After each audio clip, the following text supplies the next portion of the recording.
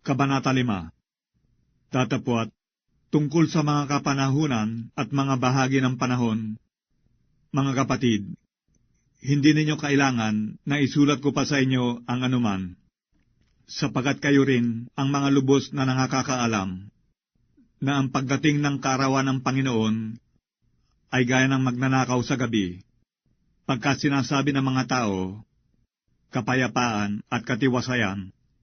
Kung magkagayoy, darating sa kanila ang biglang pagkawasak, na gaya ng pagdaramdam sa panganganak ng babaeng nagdadalang tao, at sila hindi mga katatanan sa anumang paraan.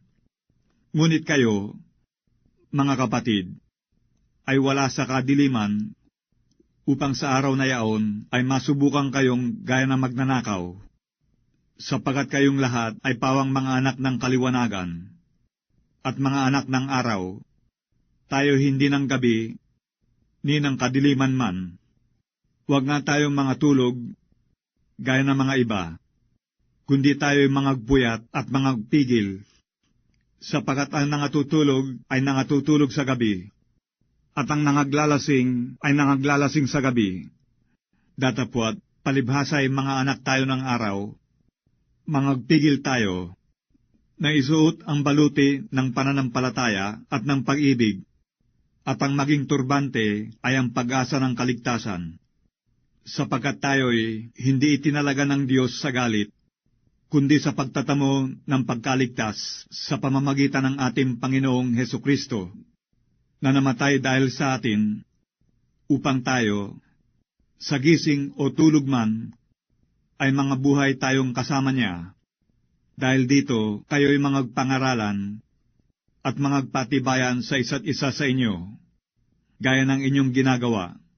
Datapwat, ipinamamanhik namin sa inyo, mga kapatid, na inyong kilalanin ang nangagpapagal sa inyo, at nangamumuno sa inyo sa Panginoon, at nangagpapaalaala sa inyo, at inyong lubos na pakamahalin sila sa pag-ibig, dahil sa kanilang gawa.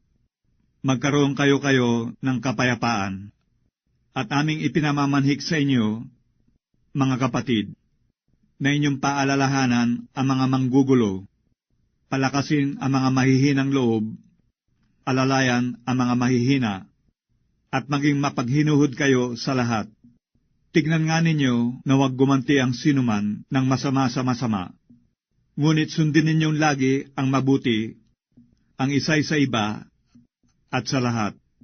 Mga galak kayong lagi, magsipanalangin kayong walang patid, sa lahat ng mga bagay ay magpasalamat kayo, sapagkat ito ang kalooban ng Diyos kay Kristo tungkol sa inyo. Huwag ninyong patayin ang ningas ng Espiritu, huwag ninyong hamakin ang mga panghuhula, subukin ninyo ang lahat ng mga bagay, ingatan ninyo ang mabuti, layuan ninyo ang bawat anyo ng masama, at pakabanaling kayong lubos ng Diyos din ng kapayapaan. At ang inyong espiritu at kaluluwa at katawan ay ingatan buo, na walang kapintasan sa pagparito ng ating Panginoong Hesukristo. Tapat yaong sa inyo'y tumatawag, nagagawa rin naman nito. Mga kapatid, idalangin ninyo kami, batiin ninyo ang lahat ng mga kapatid ng banal na halik. Idinadaing ko sa inyo, alang-alang sa Panginoon, na basahin sa lahat ng mga kapatid ang sulat na ito. Ang biyaya ng ating Panginoong Hesukristo ay sumainyo nawa.